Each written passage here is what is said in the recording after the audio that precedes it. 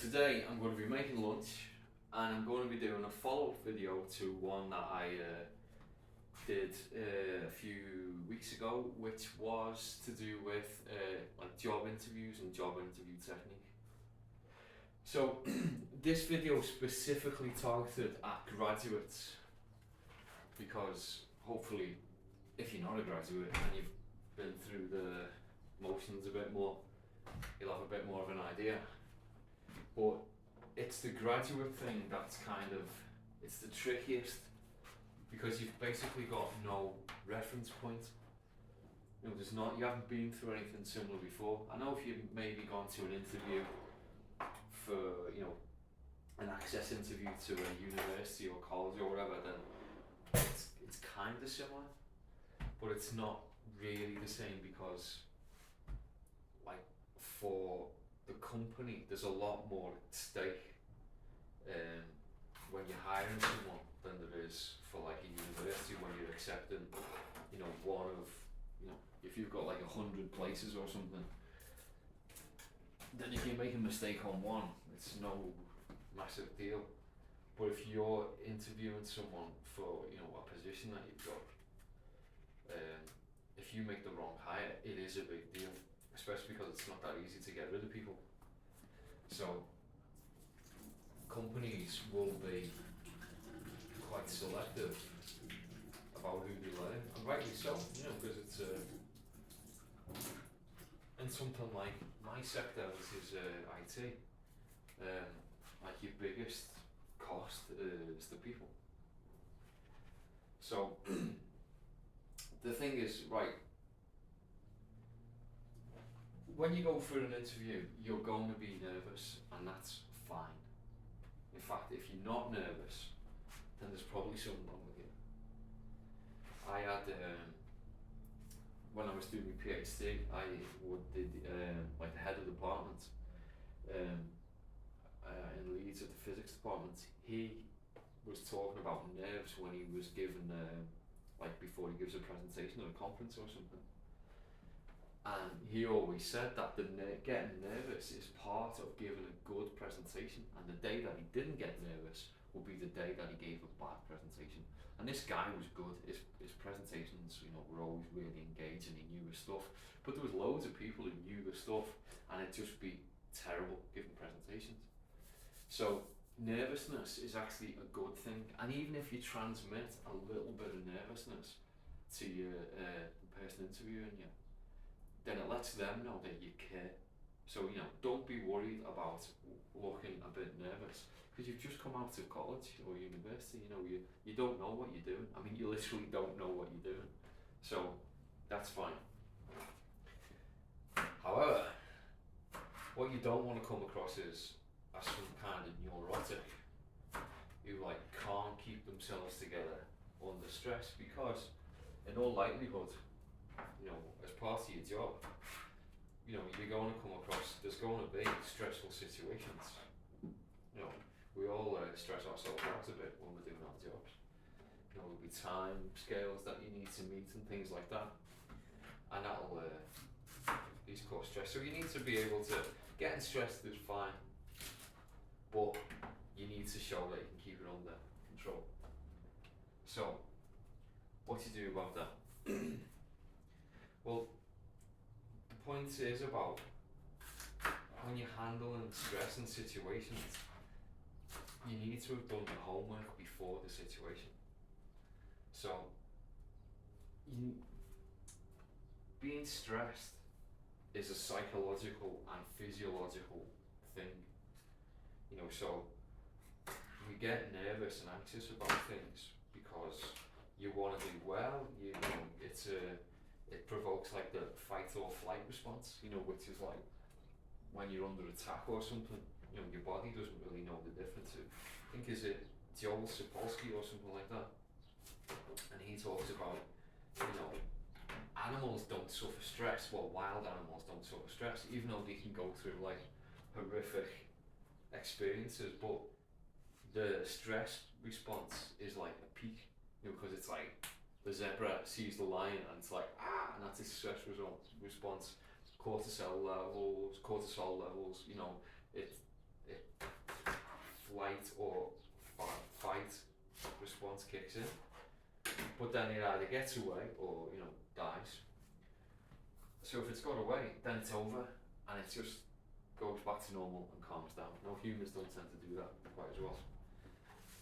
So anyway, if let's face it, if you've got an interview a week off, and you think about it and you can feel the stress, then you're going to have to do something about it. I'm not saying that you're going to be, if you don't do anything about it, then you're going to just go hysterical and fall to bits and not be able to do anything. That might not be the case. In fact, it mostly isn't the case. But you need to at least consider the fact that you're going to have to operate under stressful situations.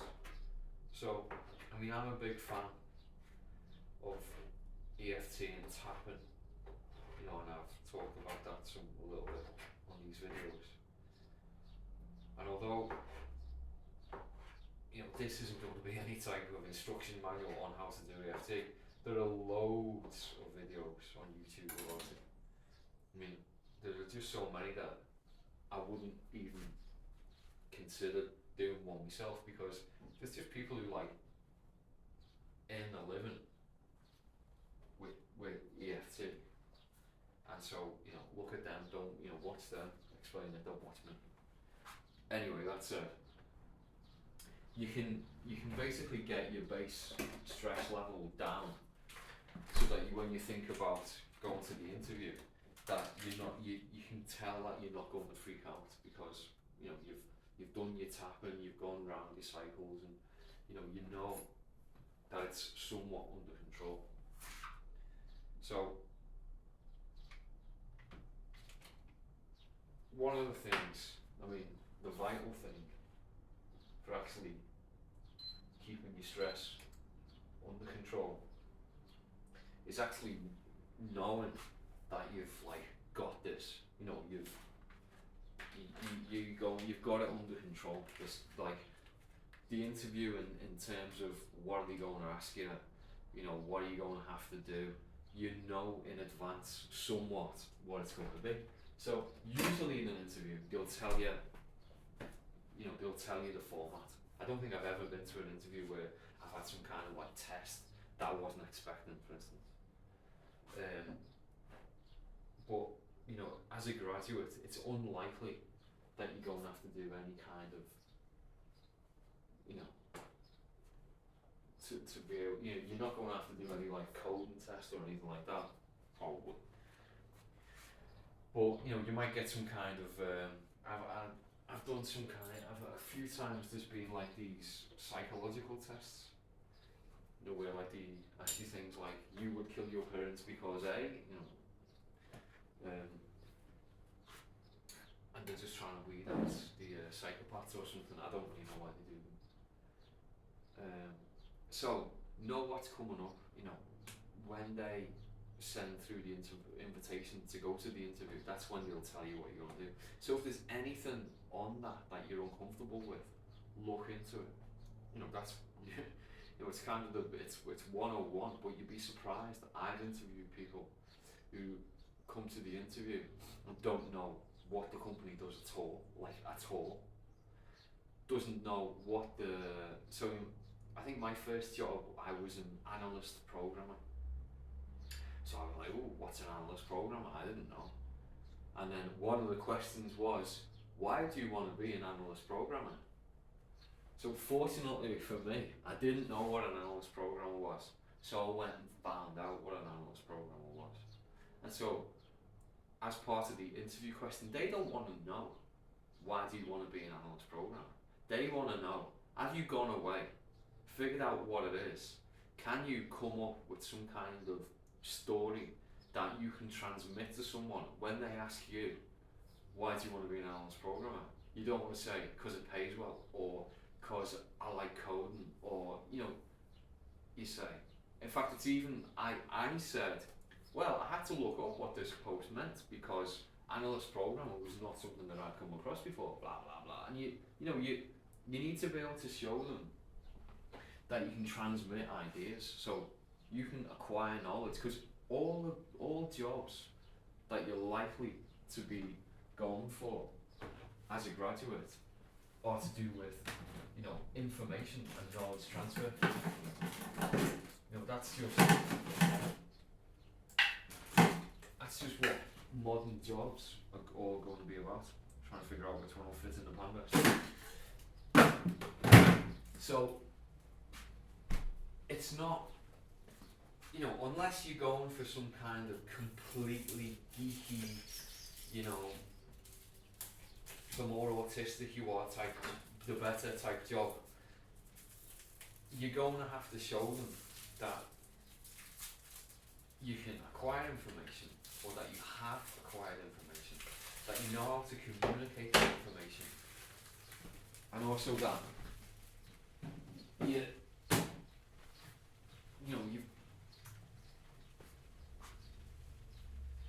it's important to show that you're going to be able to work with people. And one way of doing that is, if on the interview you get asked a stupid question, for instance, which I've been asked stupid questions loads of times on interviews, you need to handle that. You need to just handle it, take it in your stride, because that's going to, what might be, it'll seem like a stupid question to you, but to the person asking it, it obviously isn't. So you need to, not come across as some kind of like, oh, what a stupid question. And I've interviewed people where I've asked them a question and they've literally tutted at me, and it's just like, excuse me, that is, don't have a chip on your shoulder, put it that way. Even if the person who's asking you just appears to be a complete idiot, it's, sometimes it can work. But sometimes, maybe they just, sometimes they'll ask you stupid questions just to give you enough rope to hang yourself on. There's no problem at all in the interview situation. If you don't understand something, just ask. That's what it's all about. Like I said, you're showing them that you know how to communicate. So if you just don't understand what they've asked, ask them. It's fine. No one's going to take it. It won't count against you if you just don't understand what they've said. So ask. Be the type of person, or at least try and come across as the type of person who hasn't got some kind of problem communicating, or is somewhat hostile to being asked questions, because you see that quite a lot. People don't like to come across as if they don't know what some people want to just be the smartest person in the room type of thing, and they have a problem when they feel like they're being challenged. And that's what the interview is all about. It is about challenging you. It's about, let's see what this guy looks like if we ask him some tricky questions. That's the whole point. So another thing is, know your CV. So obviously, when you've applied for this job, you've had to send in a CV. So make sure, like, before you do this, is always a good idea. But if you've submitted your CV and you've got an interview, don't worry about optimising it after the fact. But make sure that everything that's on your CV you can talk about, like everything. If you've put on that you've done, X amount of courses, or modules, or whatever, be prepared to answer questions about them. What did you learn on this module? How do you think this module will relate to the job that you've applied for?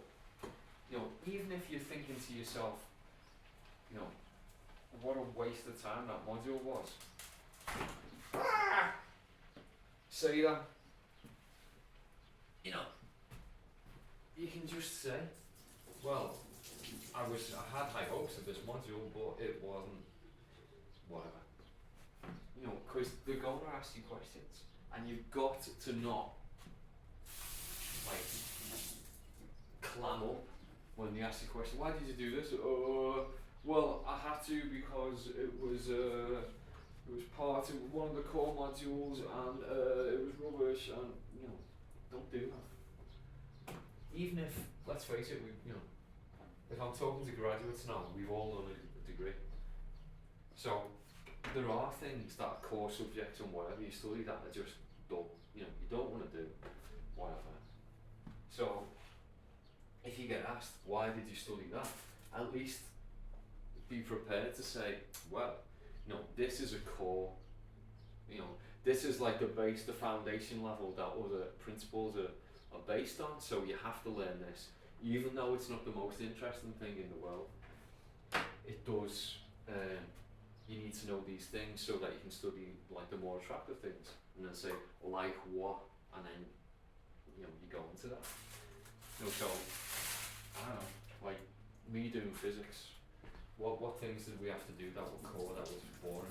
I mean, I like physics, so I didn't really find anything particularly boring, but when you've got certain amounts of module points that you just need to amass, and so you end up doing stuff that you don't like. So be prepared to just say, I had to do it. I needed 120 module points, whatever, it's 10 points a module. These were just the ones that I had to do. I didn't particularly enjoy it, but I pride myself on not only performing well on tasks that I enjoy. Ka-ching! So if you can get things like phrases, like if you can get phrases in that will point out to your interviewer that you're in an interview and you're trying to come across. I mean, I know we'd all love it to just be that they just see our brilliance and they just want us for this job, but it's not like that. Doing an interview, it's a game, and these rules are established, and basically you want the job and they want to hire someone who's going to make them money or not be a pain in the bum and just be effective. I mean, it's a big deal for companies if they pick the wrong person. It's a problem because you don't get your return on investments, and especially at the graduate level. You're looking, in say the IT sector, if you actually think about it, as a graduate you do get overpaid initially because you don't really know anything. It's not like you can't really be productive from day one. But that's okay because what they're hiring is the potential. That's what they're really after. And so, if you've come along, if you've done well in your degree and, you want to go into the sector, whichever sector you choose, then you need to be able to transmit why you want to do it. So one of the things that I always, the advice I always give to people is, if there's something on your CV, I mean, don't let there be a thing on your CV that you answer worse than if you just typed into ChatGPT,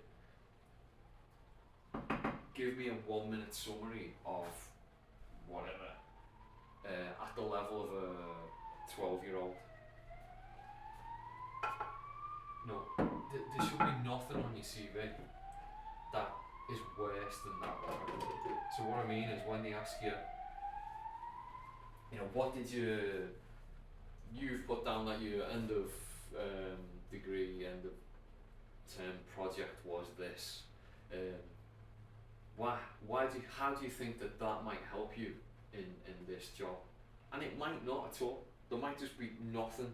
That you might initially you just think, how stupid is this question? Why would I did a project in optics, and what's that got to do with computer programming? Well, it's got nothing to do with computer programming. You're right, but what it does have to do with is organising yourself, collecting information, processing information, giving reports, reporting to superiors, like in the sense of superior, like if your project leader or whatever in your degree, it's the same as when you get a job. You've always got to report to one or more people. I mean, always. Even if those people that you report to aren't really your boss, but you're still accountable to them for what you're doing. So being able to show before you even get the job that you've done things like that and you know what you're doing is important. So, right, summing up. Have some kind of idea if you're going to get stressed. Do some research about where you're going to work and what you're going to do. Do some research about what you've told them about yourself. I strongly recommend not lying on your CV, but only because, let's face it, lying's never good. But you're going to, at some point if you get caught in a lie, it's just so terrible. It just comes across as absolutely terrible, and it's basically game over. You're not going to get the job. Forget it. It's not going to happen. If they find out that you've lied, then it's over. It's kind of like in a karate competition when you do katas. It's like the set moves and things like that. If you make a mistake on your kata, then that's it. You've lost. As long as the other guy doesn't make a mistake, you've lost that round. It's the same with lying. That's it. You're not getting through the door if you get caught lying. So just don't do it. It's kind of a good rule for life anyway. Don't try not to lie. I'm not saying like if your girlfriend says, "Does my bum look big in this?" I don't mean that kind of lie. I mean just don't lie. So that's that. Then, as part of figuring out what you need to do for your interview, you need to know how many stages are there going to be for this interview process. So, if you're at the stage where it's a week from the chat thing, one of the things that you'll notice is you'll be interviewed probably by more junior people because they have a filter. So when I was applying for jobs in Spain, they were always 2-phase. So like the first phase, or maybe even 3-phase. So the first phase is basically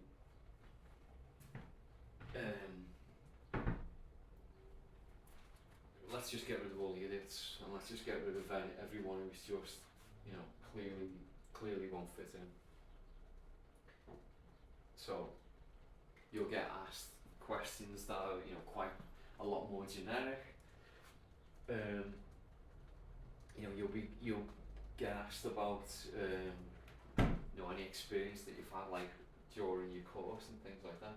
But it probably won't go much deeper than that. And so once that happens, the next phase is when you're likely to get interviewed by someone senior, maybe the guy who's running the project, maybe the guy who you'll have to report to, like either directly or indirectly. And so these people generally don't have a lot of time, so that's why you don't just get passed on to them straight off. So don't take it bad if you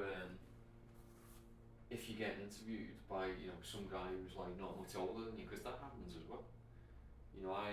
Depending on the place that you go to, you might have some kind of like fast track um,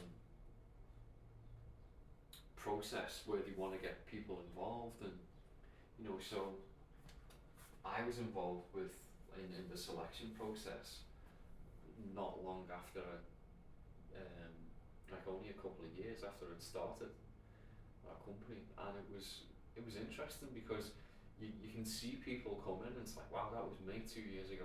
And it's only 2 years. I mean, maybe when you're like 22 years seems like a long time, but when you get to my age, 2 years is absolutely nothing. But you just see the complete, like, the difference. So when you get into the second phase, the person who's interviewing you might ask you some of the same questions that you got asked in the first round. So I don't know how to stress this more, but don't ever say, I was asked that in the last interview, because it's just the worst thing. So I've been involved in both processes, like in the filtering and then in the actual later stage of the hiring. And so you're coming along, and so you might not have even seen the CV of the person who's come into for the first interview, because you don't even get past it, because you've got other things to do.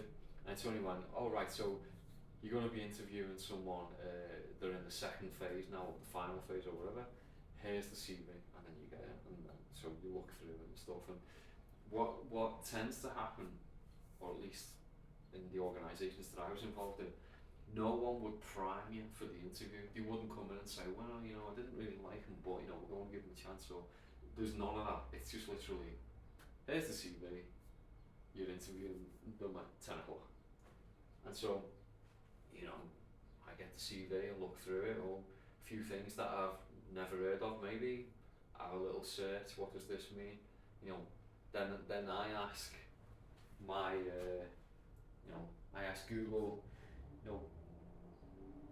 101 questions about such and such, just so that if you ask a question and you get some answers back, then it means something to you. Because if it doesn't mean something to you, or you're not interested, then why bother? So interviewers will do that. So please, if you're the interviewee, don't start talking about the type of question that you ask. Because it just winds you up. Because I'll be honest, I've interviewed people, and after the first tut, it's like, you just know, we could just end it now. But you don't. You go through the motions. But it's just, I can't deal. If you're the hirer, you're imagining a situation where everyone's stressed, everyone's doing we've got some work, we've got a deadline, there's problems with a customer or in production, or things are going down and it's not good. And you ask someone, can you just do this, or what was this again? I can't remember. And he tut at you. You just want to kill them. So you just don't want to hire those people like that. You don't want people who are going to be part of a problem. You just want people who are, proactive, and who will humour you as well. In the sense of, like, when you're managing people, when you're managing a lot of people, then maybe you lose track of who you asked what to do, what and when, and things like that. And so you might ask the same person the same stupid question 2 or 3 times. I'm guilty of that, I've done it. But only because you're under stress. So you know that, and that's why you're hiring someone, because you're hiring someone not to, like, have a warm body on a seat. They're there to help you do your job. So that's why the guy who's in the second round is going to be asking you, he's literally thinking, is this person going to be able to help me out? Because I know how stressful my job is. This person doesn't. So take it from that point of view. these people aren't just gatekeepers, keeping you out from the wonderful world of employment and all the riches that'll be bestowed upon you once you get through the door. You're going to be going there to work, and you need to show people that you understand that. Because, let's face it, we've all been to university, and university is a lot of fun, and the world of work isn't as much fun as university, put it that way. Although, personally speaking, I do find it more fun than school, but maybe we'll leave that for another video another day. So what have we done? Preparation. So that's the thing. It's all about, it is literally all about preparation, because there's nothing that you're going to do in the interview. You can't start Googling someone. You can't ask ChatGPT. Your homework's got to be done. And you need to know that you don't know anything, so that's fine. It's very unlikely in your first interview, like for your first position, that you're going to get any kind of difficult technical questions. I mean, maybe if like you've done a civil engineering degree and then you're going in to be a civil engineer or something, maybe they'll ask you something there. I don't know. But in general, if you're not doing something, I studied physics and I went for IT. So what are you going to ask me? I mean, it turned out that I had done some programming during my PhD. So I knew a bit about it. I could sort of, when they asked me, why do you want to be a computer programmer? Well, I started off with, I got bought a VIC-20 when I was 5, a Commodore VIC-20, one of these old computers. And I learned to program BASIC on it, and I loved it, and that was true, I did. And since then, I've always had the bug type of thing. I mean, it's a conversation opener. You need to be able to maintain some kind of conversation. That's what they're looking for. So, understand you're going to get nervous. Understand, imposter syndrome is real. You're going to feel like you don't know anything and you shouldn't be here and stuff like that. Don't worry about it. Let them decide whether you should be there or not. You've got the interview, you're going in, you've got as much chance as anyone else. So give it your all. Be relaxed as you can be. Do your homework. And another thing that people don't seem to do, and if you do it, really it does separate you from the rest of them. When they ask you at the end, do you have any questions? If you can have a question, I mean, if you can have a question about something that you like has happened in the interview, then that's perfect, that's brilliant, because it's showing that you're engaged and that you're thinking about things and that you're putting yourself in the, if you can ask you a question that puts yourself in the situation of having the job, then that's great, because you're transmitting to someone that you're prepared to work there, you understand that and you want to do it.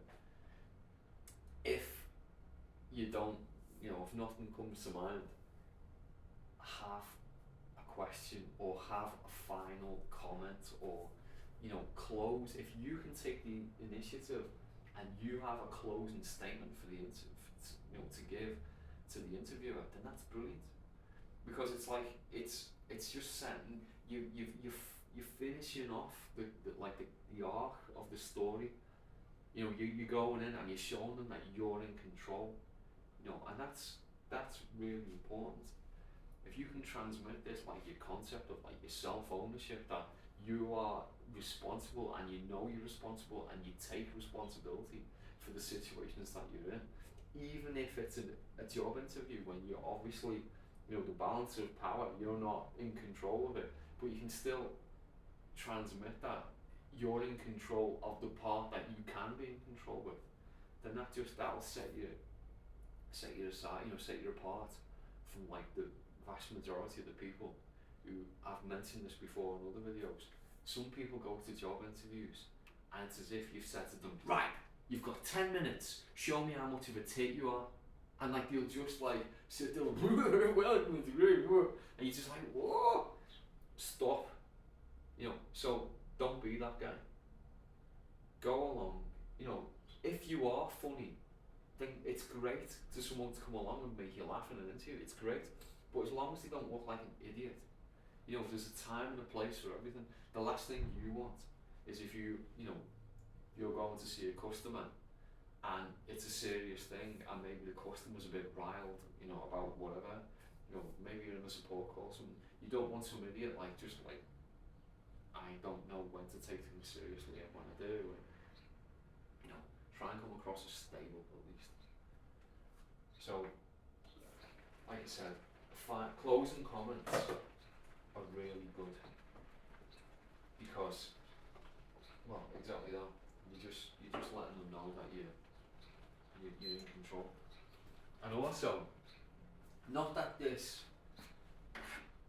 isn't something that you need to be going into the interview with in mind, but after the interview, like after you get told, in all likelihood, if it's a serious company and you don't get the job, in all likelihood they'll send you a letter or an email saying, thanks for your participation. Unfortunately, on this occasion, you haven't been selected.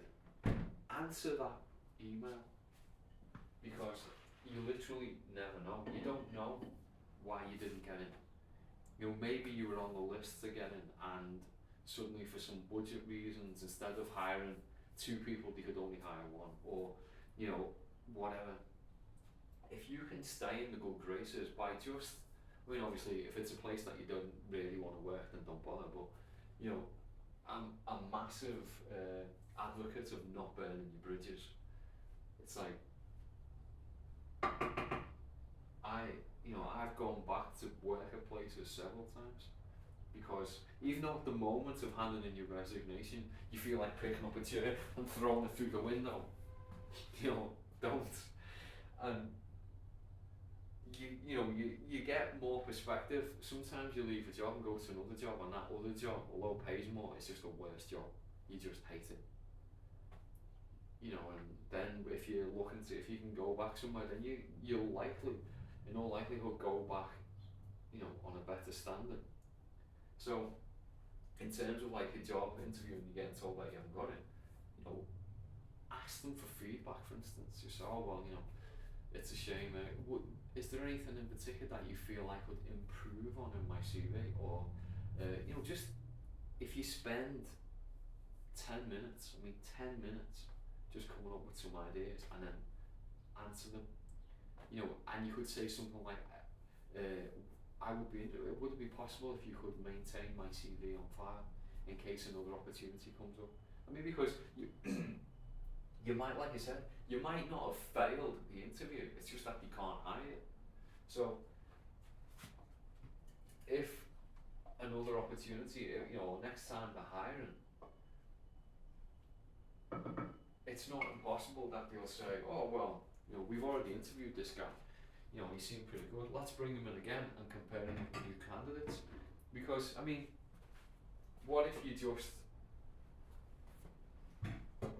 in your interview, the rest of the candidates were just freakishly good, or like just by sheer accident there was a guy who he was totally in the niche of what they were hiring for at that moment. On a different day you might have easily been the best candidate. So don't take it personally, but so don't get annoyed at them for not hiring you, but send them an email, ask them why, how could I improve, what I don't know, but ask them, because it shows maturity and you'll learn. That's the whole point. If you don't learn from your experiences, not just in job interviews, but just in everything, every time. I'm 48 now, and I've had some great experiences and I've had some really bad ones as well. And you're only going to learn in general from the bad ones. That's where you get all your life lessons. And it's like, I've been to job interviews and I've seen people do terribly. I've been to job interviews and I've not got the job. Shit happens, of course. It's not like I'm the best candidate all the time forever. But if you do actually, you can build a rapport with the place, and or when you do leave, you know, you can just maintain a level of civility that means that you can go back and things like that. So not just thinking about job interviews, but just in general, like try not to burn your bridges, especially when you're young, because you don't. I mean, if someone told me this when I was 20, I'd hate them for it. But you don't know what's going on yet. You really don't. At 20, you've got no idea. And when I got to 30, I thought back on myself at 20, like, oh, I didn't know anything. And then when I got to 40, I thought back on myself when I was 30, it's like, oh, I don't know anything.